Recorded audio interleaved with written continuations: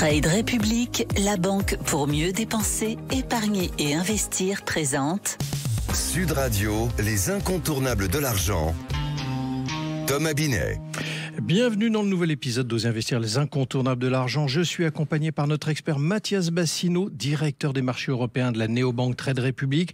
Nous allons parler des différentes façons d'investir. Alors Mathias, comment peut-on investir en France aujourd'hui ?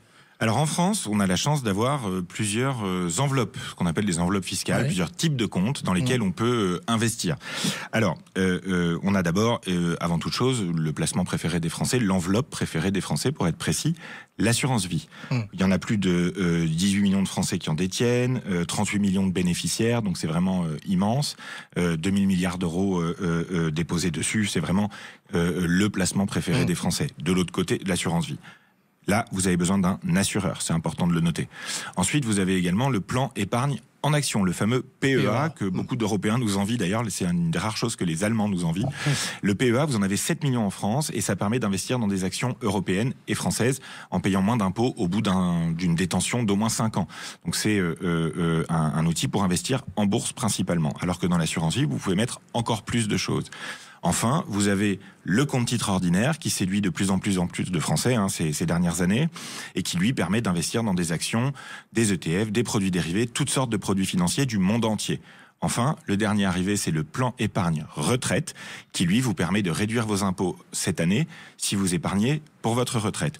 Là aussi, ça a eu un grand succès de lancement en France depuis 10 ans et ça se développe très fort. En vous entendant bien, on voit bien qu'il y a plein d'outils qui existent, mais concrètement, quel est le meilleur s'il y en a un ? Alors, il n'y a pas de réponse simple à cette question parce que tout simplement, vous avez deux grands paramètres qui vont jouer pour décider de savoir si c'est le bon véhicule pour vous.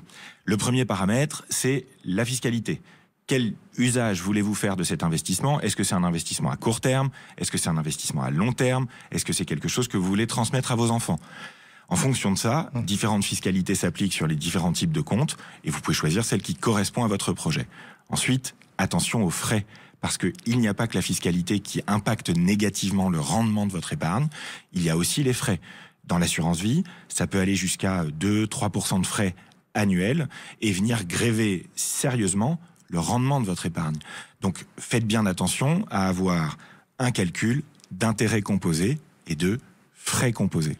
Alors justement, vous avez commencé à parler des frais, rentrons un peu dans le détail de ce sujet-là. Quels en sont concrètement les effets pour l'épargnant ? Ah bah c'est assez simple, vous regardez le rendement de l'assurance vie net de frais depuis 15 ans, on est entre 2 et 3%. Sur la même période, pour la bourse, on est entre 6 et 8% en fonction des marchés qu'on choisit. Donc la différence, elle vient en partie des frais, puisque quand vous avez tout simplement 2% de frais par an, eh bien, au bout de 21 ans, vous avez payé 100% de frais. Bon, si je vous écoute bien, il faut quand même faire preuve de vigilance quand on a recours à tous ces produits. Oui, et la vigilance, alors c'est... Je pense à Harry Potter et à sa vigilance constante. Vous savez quoi, j'espère qu'il épargne à la banque Gringotts un peu mieux. Donc oui, vigilance constante et surtout adaptez-vous à votre projet. Quand vous avez un projet, vous regardez sa durée, vous regardez les frais que vous allez payer, vous regardez les impôts et vous choisissez l'enveloppe qui correspond le mieux. Si vous avez besoin d'aide, il y a plein de vidéos qui expliquent tout ça très bien sur Internet. Évidemment, les conseillers en gestion de patrimoine qui sont là aussi. Vigilance, persévérance et pédagogie. Merci Mathias pour cette analyse. On vous retrouve mardi prochain pour un autre numéro d'Oser investir, les incontournables de l'argent. Et pour ce qui me concerne, je vous retrouve dimanche matin dès 9h30 sur Sud Radio. Sud Radio, les incontournables de l'argent. Thomas Binet. Avec Trade République, la banque pour mieux dépenser, épargner et investir.